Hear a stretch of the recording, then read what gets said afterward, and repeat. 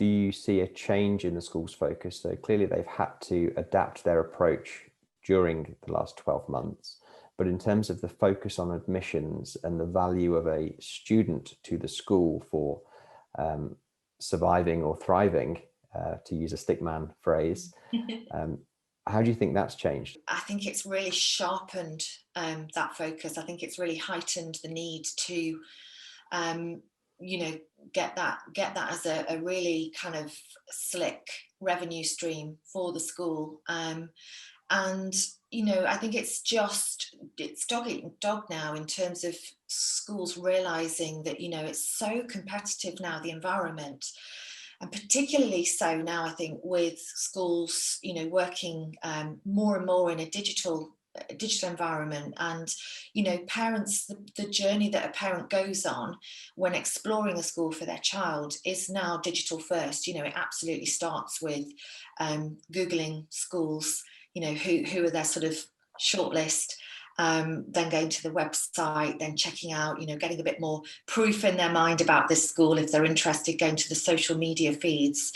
And then at that point, when they already have, collated a wealth of information about a school, it's then at that point they're likely to make that phone call or drop an email to the school. So it's really changed the journey in terms of get them sort of front loading the information that they're gathering about a school before they even get in touch with them.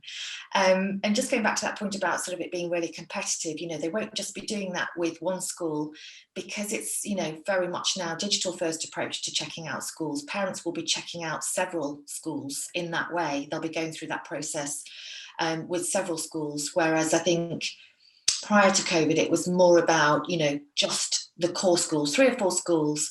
And, as I say, you'd probably get to that point of either, picking up the phone or dropping the school an email to inquire much earlier on in the process. And you'd probably do it with, like I say, 3 or 4 schools with a view to going to visit the school on the early part of that exploration. So really interesting how it's kind of changed the admissions journey.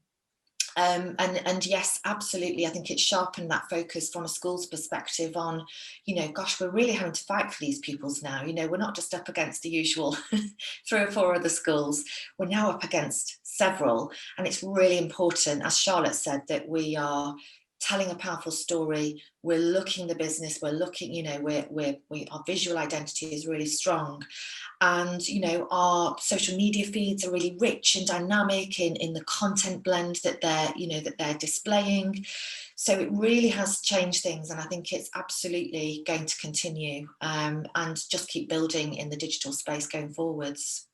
And also, sorry, just the last point on that, they're sort of being hit from all sides, because it's not only about recruitment and keeping those prospective families happy. They've also got to really concentrate on retention as well now, because competition in the state sector is fierce, as well as with other independent schools.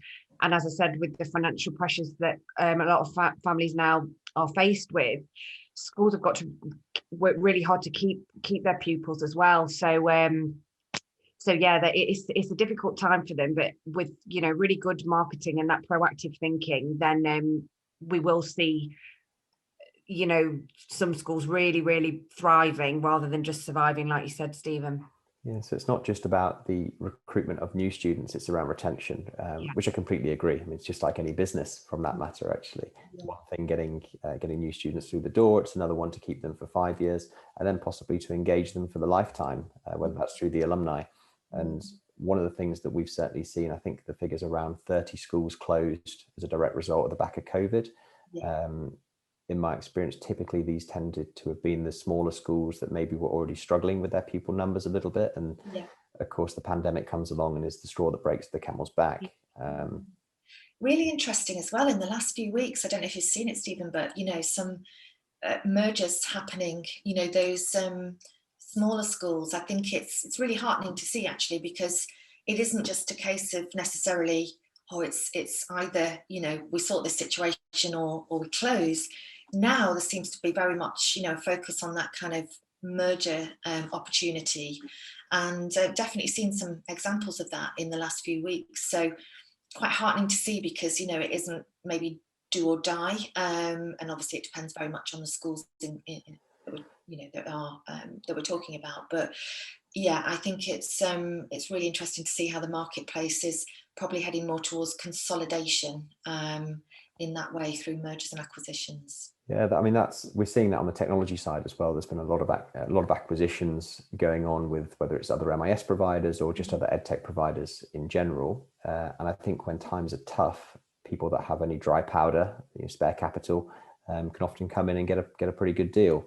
And it is great to see, both on the school side and on the edtech side of things, you're having some of this consolidation take place. And certainly from the school side, when a big group comes in, maybe they can give them the financial backing that they require, but then with that laser-like focus on admissions, strong marketing, using data, using technology to drive that, they can really make a success of it going forward. Yeah, definitely.